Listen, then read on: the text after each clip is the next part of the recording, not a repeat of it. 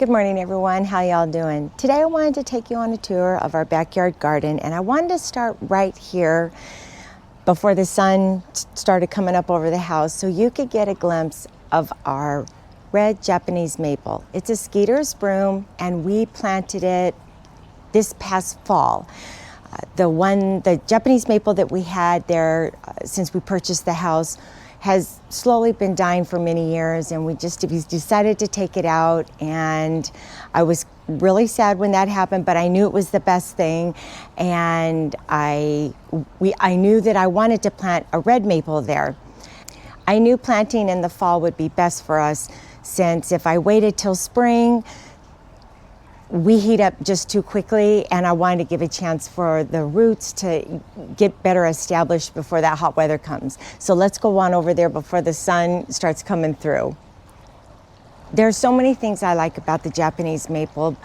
This is my first red maple ever, and I love the foliage, the color, and when you're in our home and you're looking in the backyard garden, the red just really pops against all this green that I have.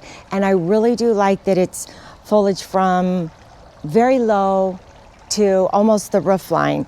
And we did plant it further out from the house than the green one that we had here when we first bought the house. But I'm very happy with how it's fleshed out, and it just looks healthy and beautiful, and I couldn't be happier.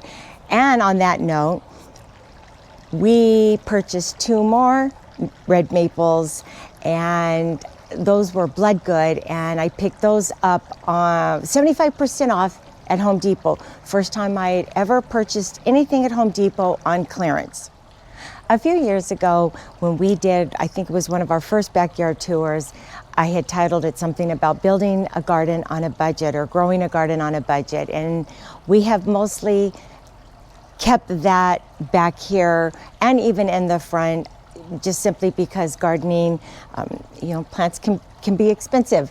Anyway, I wanted to start over here by our laundry window. I will make sure that I post a photo of what it looked like just a few days ago before I cut everything back. I have 3 Supertunia Mini Vista Pink Star and 2 Super Bells Grape Punch. The Grape Punch is brand new. The Super Bells have been there since last spring, and they don't look pretty right now, but I bet in a few weeks when we get up to the 90s, they're all going to start blooming. Everything here is pretty much the same. I did have some pentas down here. Oh, there we are. See it down there? I had several of them, and our German Shepherd just keeps walking on top of them, and I'm about down to one of them, just one now. Same as the butterfly bush. That is why I have this topiary form on top of it. My mother gifted this to me, and it was much bigger, but this is our bedroom window, and if we do not let him in when he wants to be let in, he will make his way back here and get as close to us in the bedroom window here as he possibly can. So I try and make sure I get him in as soon as possible so he doesn't break any plants. This is our, I think, Evening Star hibiscus, and of course it looks completely different from the little one that I have out front, but I'm still letting that one grow, see how well it does. Originally I purchased 3 of them. You'll have to forgive all the mess. It was super, super windy last night, and I tried to clean up a little bit before we did the tour. I have the doghouse flanked with both hibiscus and dianthus down here. I believe the Dusty Miller is new this last year, and I've been trimming it back. It grows up to here, and it's just getting a little too wild and woolly. Another new plant that I added just a few weeks ago from Proven Winners is Totally Tempted Frosted Violets Kufia. And I'll make sure that I put the stats on the screen, and I put that right here. And we moved the birdhouse from over by the Merit Supreme hydrangeas to right here because we put a bloodgood Japanese maple over in that area. Behind this, I have a couple of lamb's ear and Dusty Miller. And these lamb's ear, I continue to divide each season, and they're just an amazing performer here in our heat. And they're very easy to divide. And boy, you talk about a plant that can take full sun in extreme heat. Lamb's ear is one of them. This is the little wooden walkway that we built a few years ago, and I have enjoyed it. Actually, I've enjoyed it quite a bit.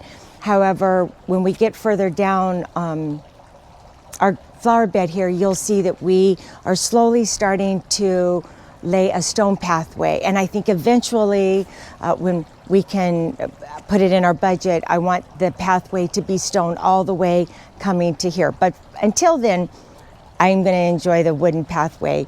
I have Super Bell's Great Punch in the window basket by the garden shed. And actually just below it, you will see, I think it's Blew My Mind of Ovulus down there. I had 3 of those in the window box for over a year. And just recently, when I refreshed the window box, I put those 3 right here. I put one there next to the garden shed and 2 flanking the walkway as we come in. And so this is the first time that they've been in the ground.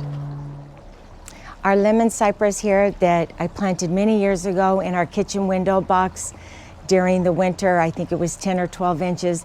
I believe it's between 12 and 15 feet now. After I took it out of our window box, I had it in a pot, I think, for a year and a half, and then we put it in the ground. And the moment we put it in the ground, that's when it really just took off. Been very happy with this.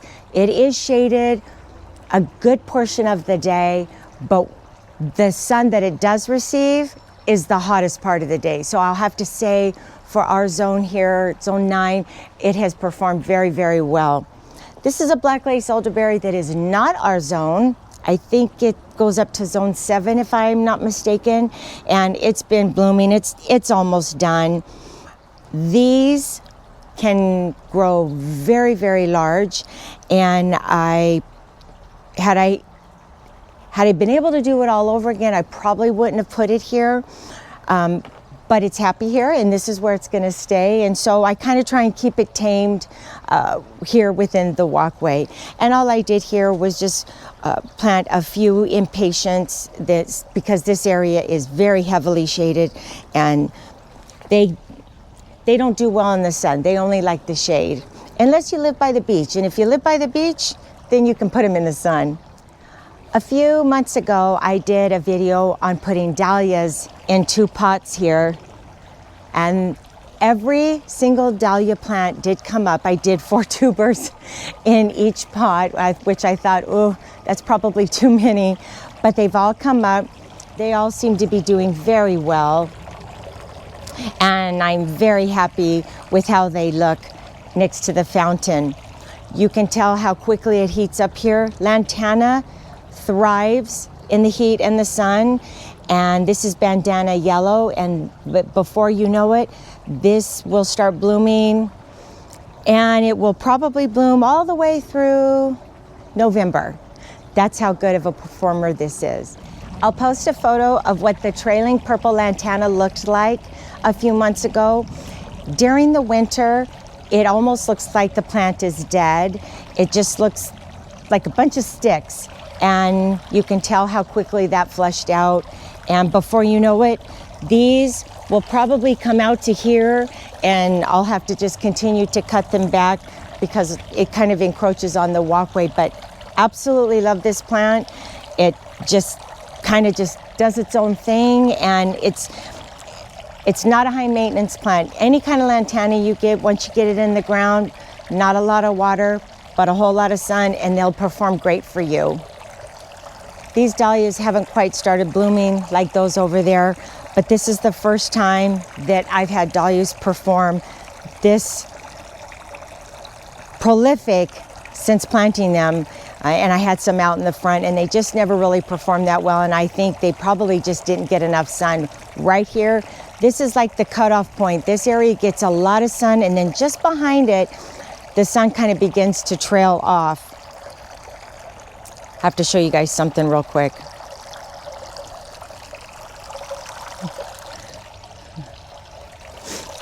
This is what the wind does. These will drop from our redwoods, and I'll have to go by and pick them all up throughout the yard. So I guess I missed this one. Against the little picket fence here, we have plumbago, and I think I see one blue flower blooming. This is a summer bloomer, and I have seen it in bloom already in some other neighborhoods around the city, but again, this area kind of gets a little bit more filtered sun. I have Nandina flanking both sides of the picket fence, and I don't have a name for this hydrangea. It was just a hydrangea standard that I picked up at Lowe's on clearance many years ago, and I've kept it in this pot. It probably could use a bigger pot, but this seems to be where it's the most happy. Around the corner here, any dianthus you see here in our back garden, they are from proven winners, and I'll make sure I'll put the right name and the height and the zone that they are. These petunias I planted last spring, early summer. They overwintered. They're still blooming. I've had to cut them back several times because they kind of grow out into the lawn. You can tell where some of the lawn's kind of a little dead right here, and that's just me not getting out here to trim them back soon enough. Some artemisia.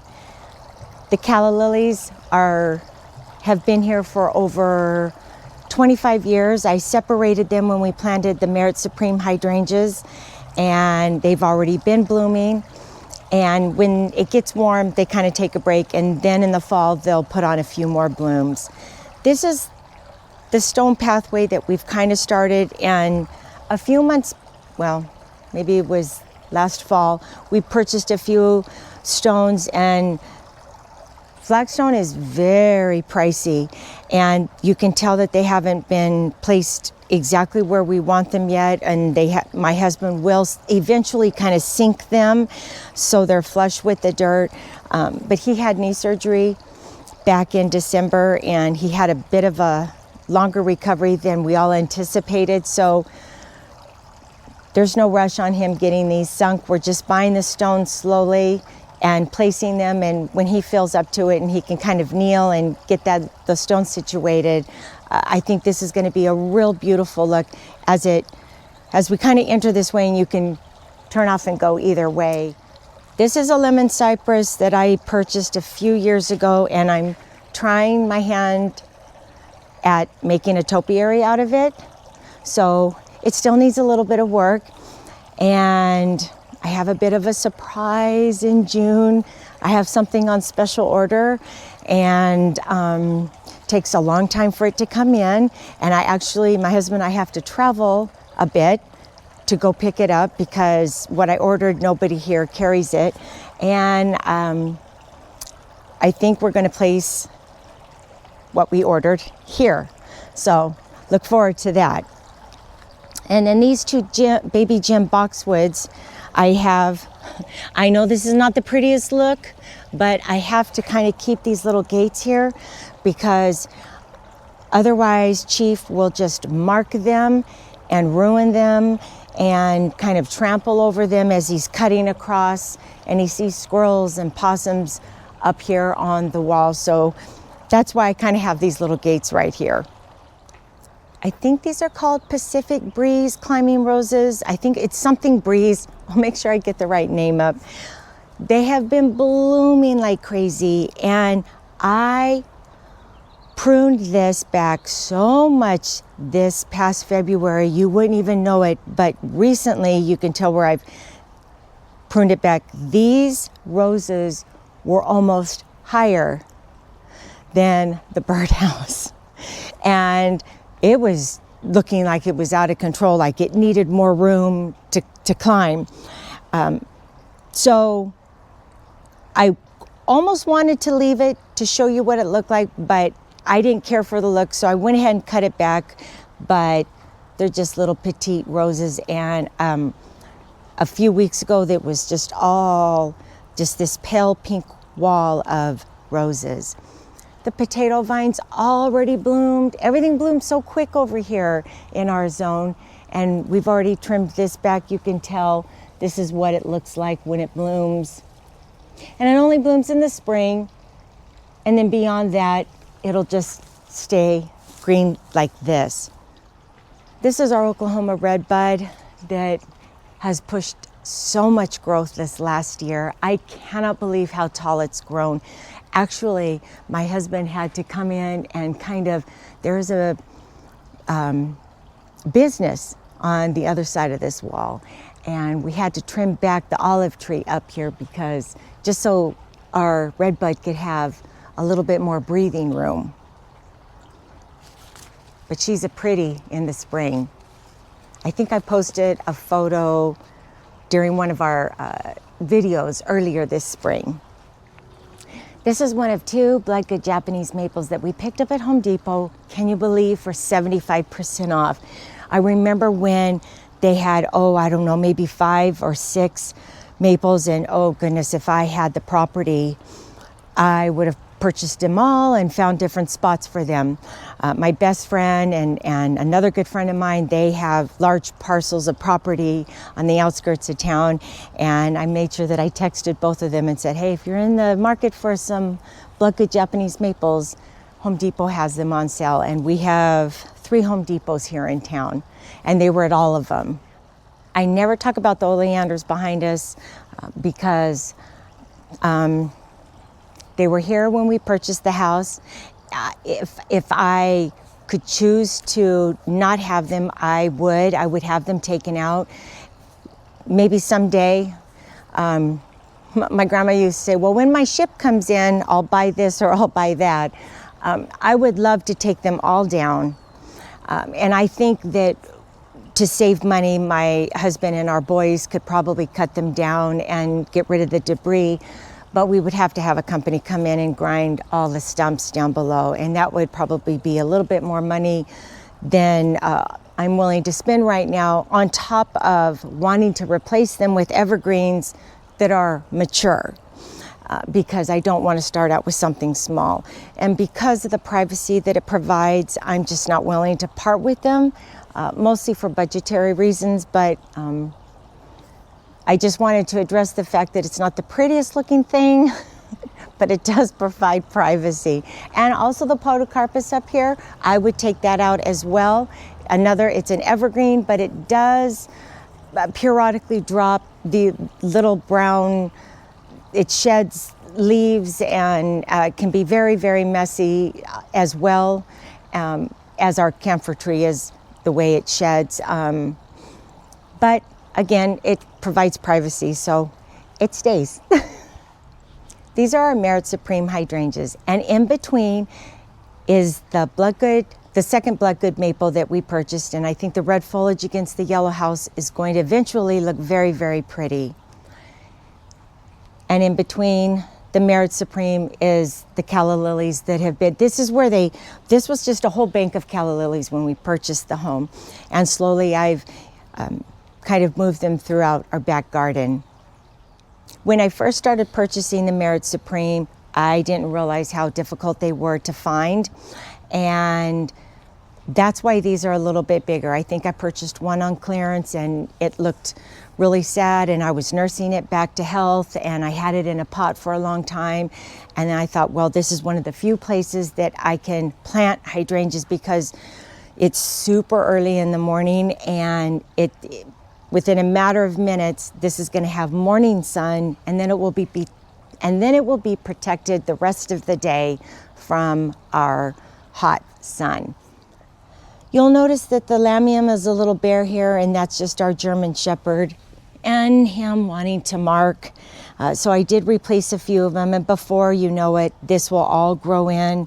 I'll make sure to clip in a photo of what the back wall looked like before we started growing our garden back here.